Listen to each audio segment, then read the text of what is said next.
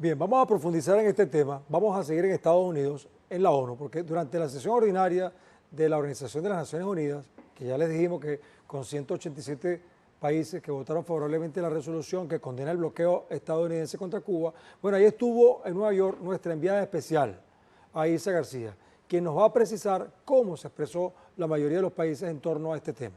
Adelante, Aisa. Agradezco que regresen los micrófonos hasta Naciones Unidas, aquí en Nueva York, para hablar sobre la resolución que acaba de aprobarse aquí en la máxima tribuna de esta organización internacional. 187 países volvieron a votar a favor de la resolución que condena el bloqueo estadounidense contra Cuba. Obviamente, las abstenciones pertenecieron a Ucrania otra vez y los países en contra, Estados Unidos, que es el promotor del bloqueo y su gran aliado en el Medio Oriente, que es Israel.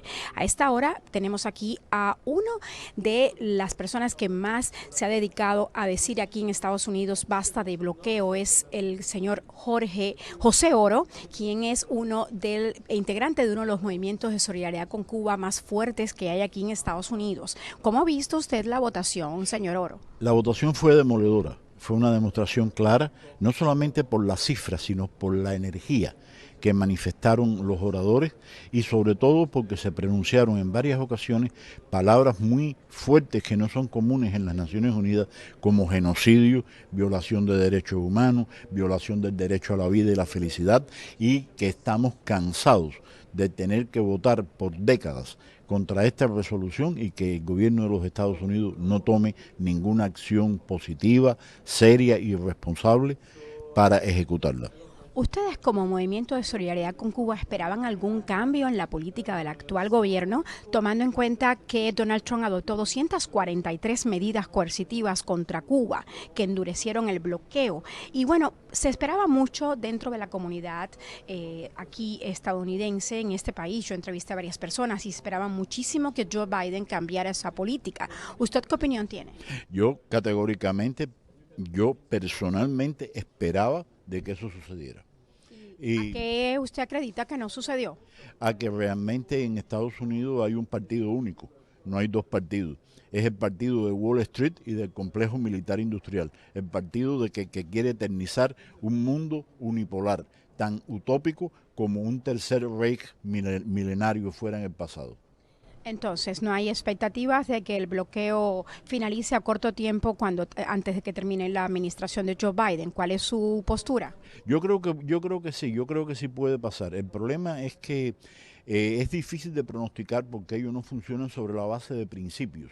Ellos funcionan sobre la base de conveniencias instantáneas. Si por alguna razón electorera esto tuviera algún sentido, ellos lo harían. Por otra parte, la idea de estos líderes del cogollo, para decirlo de alguna manera, del Partido Demócrata, eh, han concebido de una manera fantasiosa e infantil, yo diría, que ellos pueden conseguir el voto cubanoamericano de la Florida si endurecen sus posiciones con Cuba. Eso es absolutamente absurdo.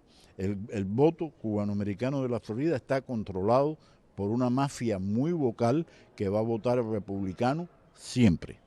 Claro, siempre, porque así ha sido casi siempre, ¿verdad? Cuando Obama fue diferente, pero creo que fue una gran excepción.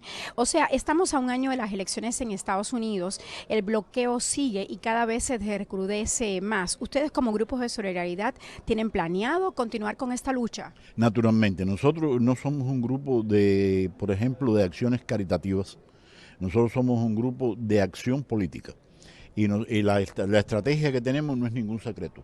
Nosotros estamos trabajando con las bases de los votantes demócratas, diciéndole a esas bases que deben hablar con sus líderes, con sus miembros del Congreso, con sus senadores, con sus candidatos a alcaldes, etcétera, de que es necesario terminar el bloqueo de Cuba y que además de eso es necesario terminar con una política de sanciones imperial que realmente perjudica y le quita prestigio a los Estados Unidos como país. El pueblo americano es esencialmente bueno, el pueblo americano es como todos los pueblos,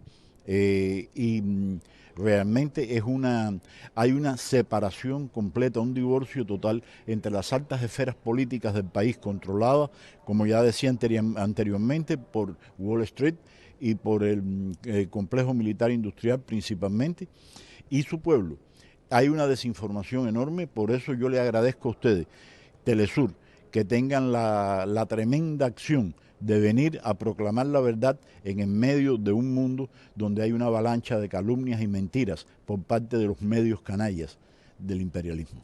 Lo ha dicho hoy el canciller Bruno Rodríguez, hay una guerra no convencional contra Cuba. Gracias, señor Oro, por estar hoy con nosotros en Telesur, y nosotros regresamos los micrófonos hasta Caracas, Venezuela, para continuar con nuestra programación habitual.